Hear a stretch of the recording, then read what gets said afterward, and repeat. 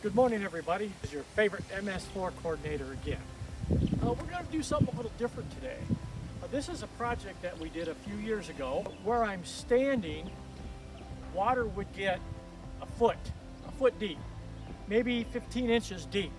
And it went on for quite a while, and all the people got complaining and all this, and neighbors against neighbors, and the high ground over here to the low ground where I'm standing, the high ground on my right, school buses would have trouble getting through here. It's about everything except county plows, so to speak, when we had the snow and the ice.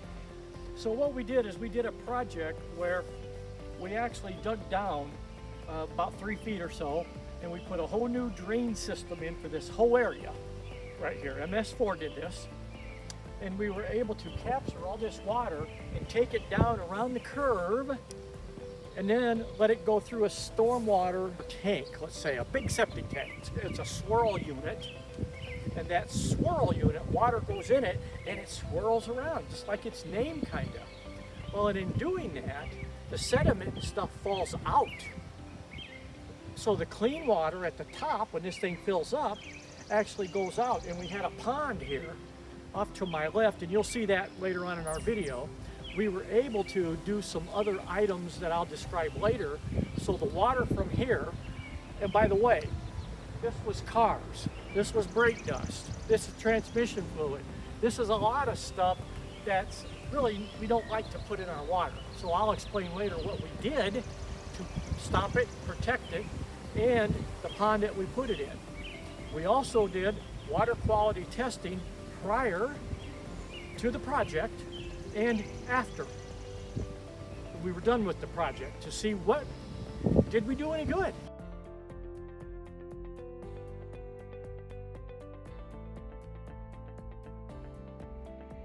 So we had a real problem with this project because out in this area, so close to the lake, Pine Lake over here, and this pond right here, this area has a septic system that is actually a vacuum system. So when people's stuff comes out of their house, it gets into a vacuum system. That vacuum system is very, very touchy.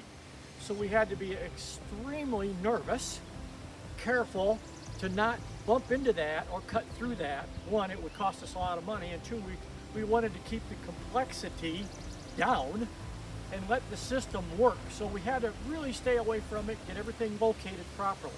You'll see the stone behind me as we're walking. That's what we put on the top foot or two, because this is a narrow road and we wanted traffic to be able to kind of scoot over so oncoming cars, they could get back and forth.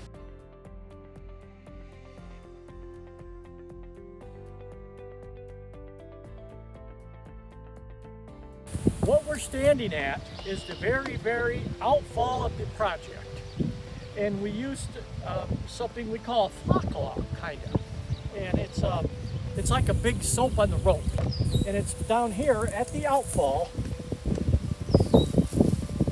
And you can see it in there. Okay? Well, what that is, that's actually made by a company that we work with.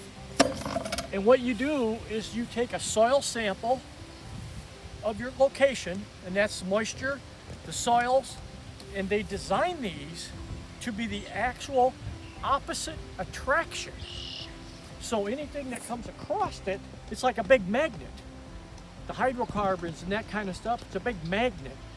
So water could have a little bit of stuff in it, so to speak, but when it crosses that great big soap in a rope, it attracts to it. And then the clean water comes down here through the grass and it goes into the pond area. This is a unit that I was telling you about when I said a big tank. This is a specially designed tank. Things that get in the water stay in this tank, and clean water goes out to our pond. People fish here, they kayak in this pond. You can see all the duck blinds and stuff in it. We had it officially tested again to see where are we after about a month or two of this being working. We had almost zero of any of those things that we had previous. It was a success. I want to thank you so much for watching our channel.